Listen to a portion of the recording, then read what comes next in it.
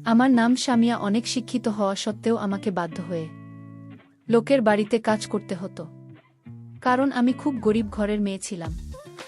আমার বাড়ির মালিকের দেখাশোনা করাই ছিল আমার আসল কাজ, কারণ আমার বাড়ির মালিক ভীষণ অসুস্থ মানুষ ছিলেন। আমি ২৪ ঘন্টা মালিকের বাড়িতে থাকতাম। তারপর প্রত্যেক দিন রাত হতেই আমার বাড়ির মালকিন আমাকে গুরুজির কাছে নিয়ে যেতেন। তারপর গুরুজির কাছে যাওয়া মাত্রই আমি শুয়ে পড়তাম। তারপর সকালবেলা যখন আমার ঘুম ভাঙে তখন আমার জামাকাপড় ও চুল এলোমেলো হয়ে থাক। এমনকি জানি না কেন আমার হাঁটাচলা করতেও একটু অসুবিধা হতো।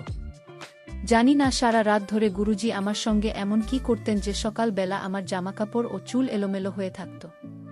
তারপর সেদিন আমি যখন গুরুজির ঘরের ভিতরে ঢুকে গুরুজির সত্যিটা জানার জন্য শুয়ে থাকার নাটক করেছিলাম, তারপর নিজের চোখে গুরুজির সত্যিটা দেখার পরে আমার যেন দম বন্ধ হয়ে আসছিল।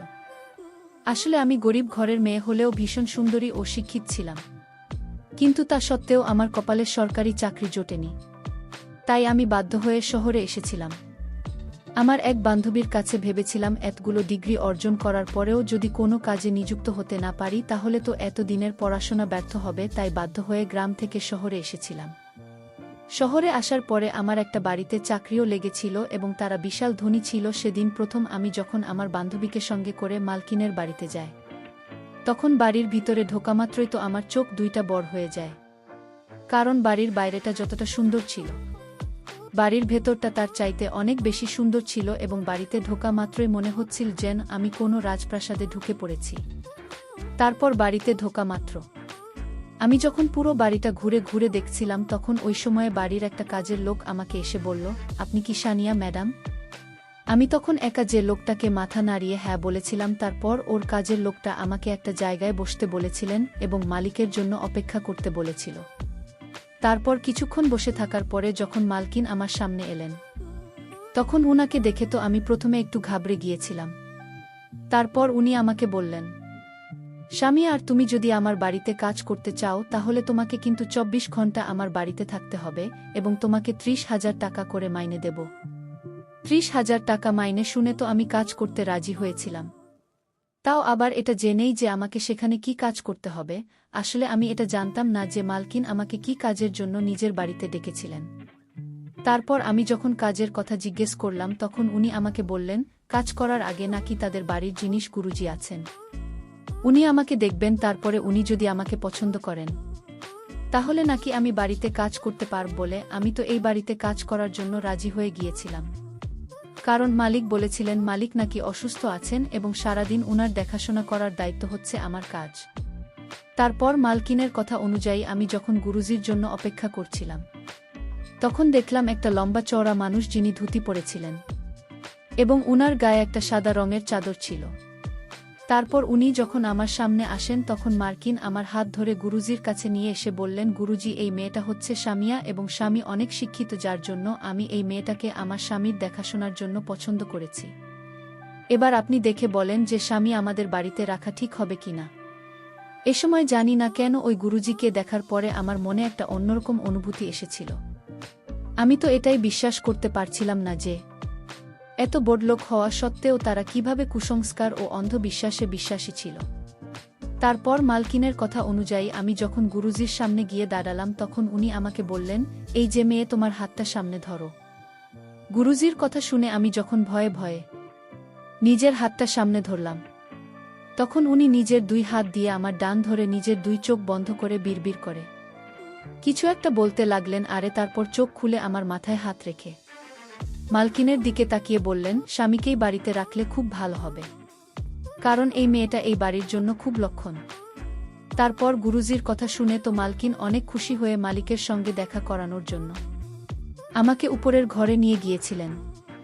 তারপর উপরের ঘরে গিয়ে যখন মালিককে দেখলাম তখন ওনাকে ওই অবস্থায় দেখে তো আমার একটু খানিক হলেও খুব কষ্ট হয়েছিল, কারণ উনি তো পক্ষাঘাতগ্রস্ত অবস্থায় একটা হুইল চেয়ারে বসেছিলেন। উনার তো নিজে থেকে কিছু করার ক্ষমতা ছিল না, তাই মালকিন আমাকে বলেছিলেন উনার খাওয়া দাওয়া থেকে শুরু করে বাকি সমস্ত কাজ কিন্তু আমাকেই করতে হবে এবং যার বিনিময়ে উনি আমাকে ৩০,০০০ টাকা দিবেন। মালিককে দেখার পরে আমি ওই বাড়িতে কাজ করতে খুশি খুশি হয়ে রাজি হয়েছিলাম।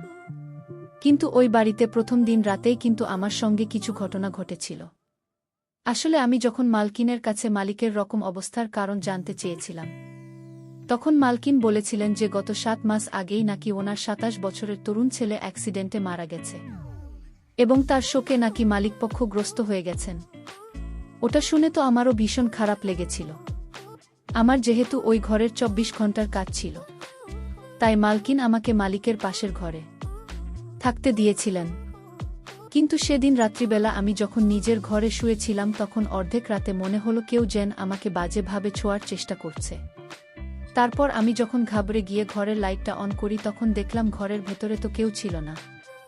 আমি তখন ভয় পেয়ে ঘর থেকে বাইরে বেরোতে আমার গুরুজির সঙ্গে অনেক জোরে ধাক্কা লাগে। গুরুজি তখন আমাকে অনেক বেশি ভয় পেতে দেখে বলেছিলেন, আরে সামিয়া, তোমার কি হয়েছে?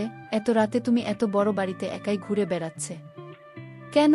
আমি তখন ঘাবড়ে গিয়ে গুরুজিকে বলেছিলাম যে আমি যখন শুয়েছিলাম তখন মনে হলো কেউ যেন আমার রুমে এসেছিল। গুরুজি তখন আমার মাথায় হাত বুলিয়ে বললেন, এ ব্যাপারে তোমার সঙ্গে কাল কথা হবে, তুমি ভয় পেও না, আমি তোমার সঙ্গে থাকবে বলে উনি আমাকে ঘরে নিয়ে আসলেন। তারপর আমি চুপচাপ নিজের বিছানায় শুয়ে পড়েছিলাম এবং গুরুজি জানালার পাশে চেয়ারে বসে নিজের মালা দিয়ে মন্ত্র যোগ করেছিলেন। তারপর আমি কখন যে শুয়ে পড়েছিলাম, আমার আর কিছুই মনে ছিল না। আমার ধারণা অনুযায়ী গুরুজির বয়স কাছাকাছি 7 বছর হবে। এদিকে আমার মালকিন কিন্তু প্রত্যেকটা ব্যাপারে গুরুজনের সঙ্গে আলোচনা করতেন এবং গুরু যে যা আদেশ দিতেন আমার মালকিন কিন্তু সেটাই করতেন। ওদিকে আমি খুব সৎভাবে নিজের কাজ করছিলাম। মালিককে সময় মতো খাবার খাওয়ানো, উনাকে ঠিকঠাকভাবে ওষুধ খাওয়ানো, সব কিছুই আমি সময়মত করতাম।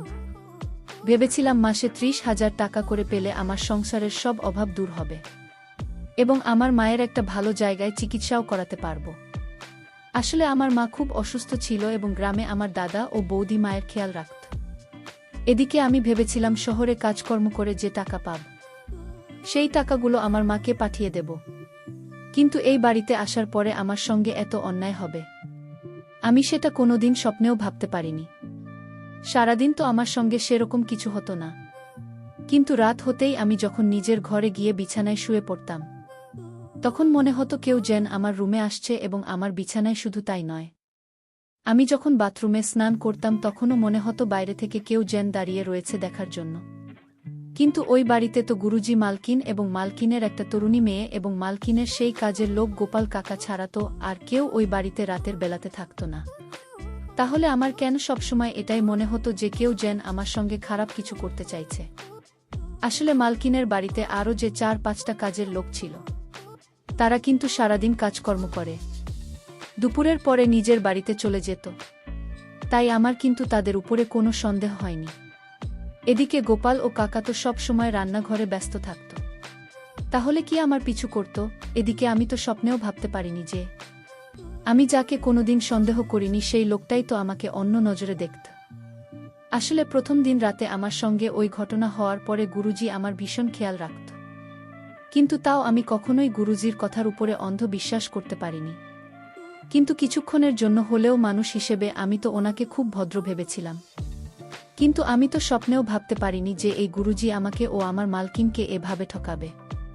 আমার মালকিন কিন্তু তার ছেলের মৃত্যুর শোকে মানসিকভাবে অসুস্থ হয়ে পড়েছিল, তাই গুরুজি যা বলত আমার মালকিন কিন্তু চোখ বন্ধ করে সেটাই করত।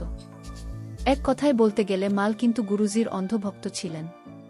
কিন্তু প্রত্যেক দিন রাতে আমার মনে হতো কেউ যেন সবসময় আমার উপর লক্ষ্য রাখে। তাই আমি রাত্রিবেলা যখন ঘরে ঘুমোতে আসতাম তখন কিন্তু ভয়ে ঘরের ভিতর থেকে জানালা দরজা সব কিছুই কিন্তু বন্ধ করে গায়ে চাদর মুড়ি দিয়ে শুয়ে পড়তাম। কিন্তু সকাল হতেই জানি না কেন আমার চুলগুলো এলোমেলো হয়ে থাকত। আমি যখন হাঁটাচলা করতাম তখন আমার কিন্তু ব্যথা করত। আমি তো এটা বুঝতে পারতাম না যে প্রত্যেক দিন রাতে আমি সুস্থ হয়ে শুয়ে পড়তাম, কিন্তু সকাল হতে কেন আমার শরীর খুব দুর্বল মনে হতো এবং বাধ্য হয়েই কথাটা আমি মালকিনের সঙ্গে আলোচনা করেছিলাম যে প্রত্যেক দিন রাতে আমার মনে হয় কেউ যেন আমাকে কিছু করার চেষ্টা করতেন।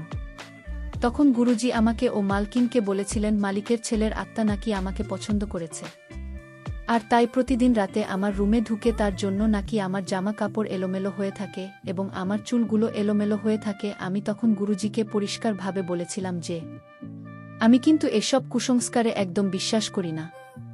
তখন গুরুজি মালকিনকে বলেছিলেন যে মালকিনে ছেলের আত্মার শান্তির জন্য নাকি আমাকে একাই গুরুজির সঙ্গে একটা ঘরের ভিতরে পুজো করতে হবে এবং এই পুজোতে নাকি আমাকে সব বিধি করতে হবে।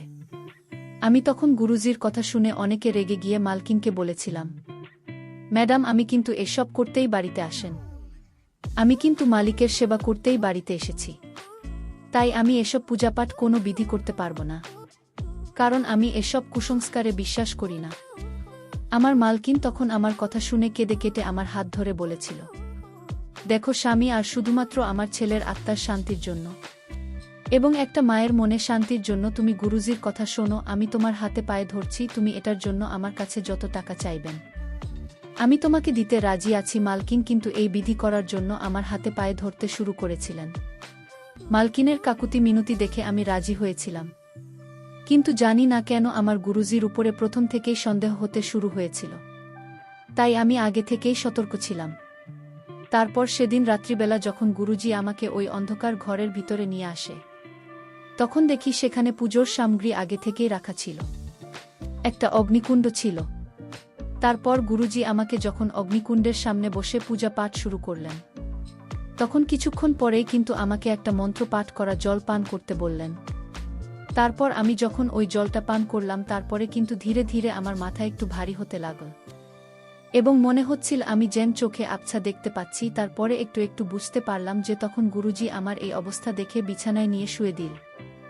ওই সময় আমি সব কিছু আবছা দেখতে পাচ্ছিলাম, কিন্তু আমার মধ্যে এতটা ক্ষমতা ছিল না যে আমি বিছানা থেকে উঠে বাইরে যাই। তারপর উনি আমার পাশে বসে আমার মুখের দিকে তাকিয়ে মুচকি হেসে বললেন, তোকে যেদিন প্রথম দেখেছিলাম সেদিনই তোকে পছন্দ করে ফেলেছিলাম। এই পুজো তো একটা বাহানা শুধুমাত্র তোকে কাছে পাওয়ার জন্য, কিন্তু কি করব আমরা যে নামে গুরুজি, তাই আমাদেরকে খুব সাবধানে কাজ করতে হয় যাতে আমাদের নামটা খারাপ না হয়। নাম খারাপ হয়ে গেলে তো এদের মতো ধনী ব্যক্তিদের কাছ থেকে তাদেরকে বোকা বানিয়ে টাকা আদায় করতে পারবো না। শুধু টাকা দিয়ে তো মন ভরে না। বেন, ধন্যবাদ। একটু খেতেও তো হবে, আর আমাদেরও তো একটা ইচ্ছা আছে, আমাদের একটা চাহিদা আছে, তোকে দেখার পরে দ্বিগুণ হয়ে গেছে, তাই আমি আর নিজেকে আটকে রাখতে পারছি না। কি করব বাপি, মনটা মানছে না তো, তাই আজকে আমি খুব ভালো করে তোর সাথে। এই কথা বলে উনি যখন আমার দিকে এগিয়ে আসছেন, ঠিক তখনই পর্দার আড়াল থেকে গোপাল কাকা বেরিয়ে আসেন এবং উনি সবকিছু মোবাইলের মধ্যে রেকর্ড করেছিলেন। আসলে মালকিনের কাকুতি মিনতি দেখার পরে আমি পুজোতে বসতে রাজি হয়েছিলাম, কিন্তু আমার তো প্রথম দিন থেকে গুরুজির উপরে অনেক সন্দেহ হয়েছিল, তাই আমি গুরুজির সঙ্গে একাই বিধি করার আগে কিন্তু গোপাল কাকাকে সব কিছু বলে রেখেছিলাম এবং তাকে আমি আগে থেকেই গুরুজির ঘরের ভিতরে পর্দার আড়ালে লুকিয়ে থাকতে বলেছিলাম, কারণ গুরুজির আসল চেহারা আমি মালকিনকে দেখাতে চেয়েছিলাম যে উনি যে লোকটাকে অন্ধের মতো বিশ্বাস করেছিলেন, উনি তো একজন বন্ধু ছিলেন।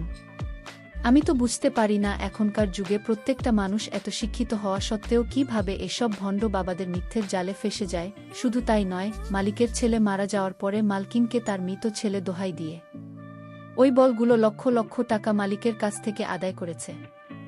সেদিন ওই ভোট গুরু যখন নিজের মুখে সবকিছু স্বীকার করেছিল, তারপরে তার অজুহাত দেখানোর আর কোনো রাস্তা ছিল না।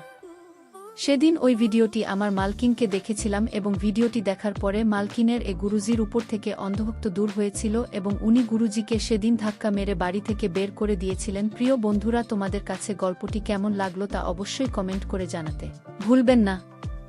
আর এরকম নতুন নতুন গল্প পেতে আমার চ্যানেলটিকে সাবস্ক্রাইব করে পাশে থাক।